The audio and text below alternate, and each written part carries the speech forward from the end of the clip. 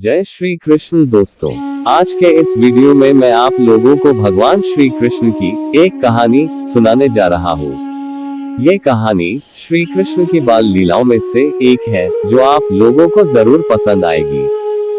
हम भगवान कृष्ण को कई रूप में देखते हैं, जैसे बालपन में लीलाएं करते हुए, माखन चोरी करते हुए, राधा और कृष्ण को साथ में रास करते हुए और कुरुक्षेत्र में अर्जुन को गीता का सार समझाते हुए।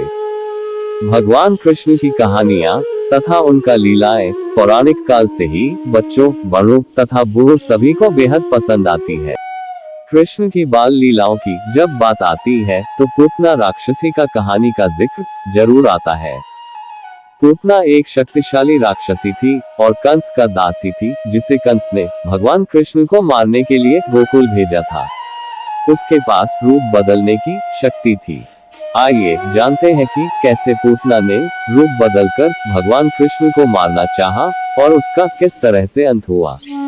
मथुरा नगरी में राजा कंस का राज्य अभिषेक हो जाने के बाद कंस ने अपने राज्य मथुरा में अपना आतंक फैला दिया, जिसमें उसने कई नवजात बच्चों की उनकी माताओं से छीनकर हत्या कर दी।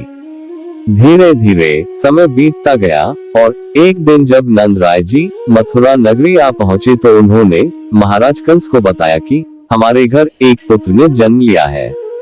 इस बात की महाराज कंस ने उन्हें बधाई दी, क्योंकि नंद राय जी गोकुल के अधिपति थे।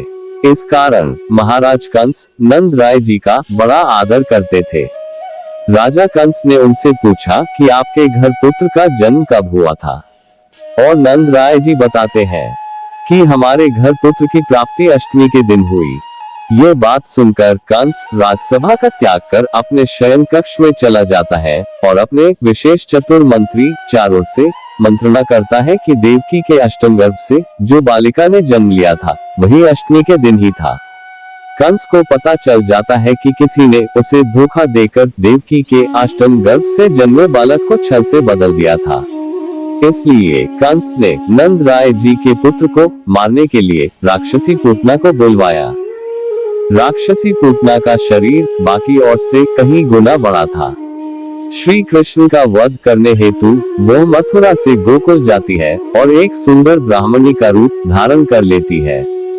पूतना ब्राह्मणी का रूप धारण कर नंद राय जी के घर पहुंच जाती है और उनसे कहती है, मैं मथुरा की रहने वाली हूँ और मेरे पति एक सिद्ध ब्राह्मण है, जिन्होंने अपने दिव्य दृष्टि से देखा कि नंद राय जी के घर एक दिव्य बालक ने जन्म लिया है।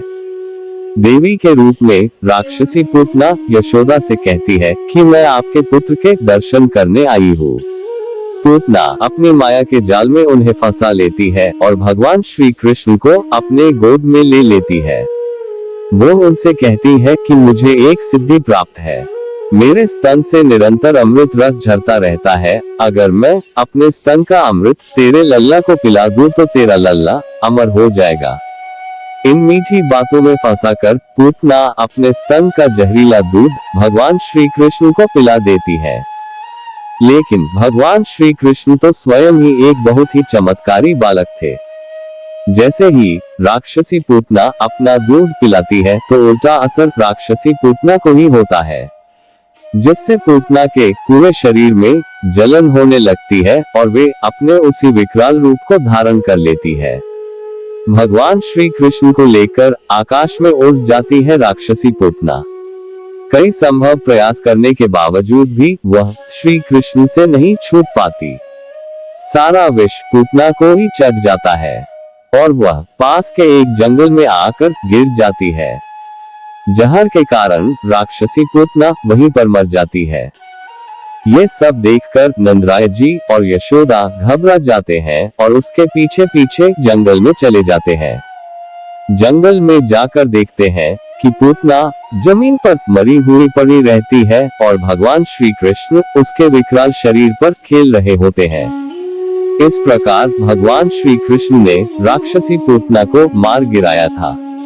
इस चमत्कार को देखकर गोकुल के वासी यशोदा के लल्ला को एक चमत्कारी बालक कहकर संबोधित करते हैं। कहते हैं कि श्री कृष्ण ही हमारा तारनहार है, जो हमें कंस के अत्याचारों से मुक्त करवाएगा। जब कंस को इस बात का पता चलता है कि नंद राज जी के लल्ले श्री कृष्ण के हाथों पूतना का वध हो गया है, तो कंस निश्चित रूप से समझ जाता है कि वही देवकी का 8वां पुत्र है, जिसके लिए कारागृह में आकाशवाणी हुई थी कि देवकी का 8वां पुत्र के हाथों में ही कंस का मृत्यु होगा। दोस्तों, आज का वीडियो यही समाप्त करते हैं। मिलते हैं अगला एपिसोड में। अगर आपको ये वीडियो जरा सा भी पसंद आया हो तो कमेंट बॉक्स में जय श्री कृष्ण लिख दीजिएगा। नमस्कार।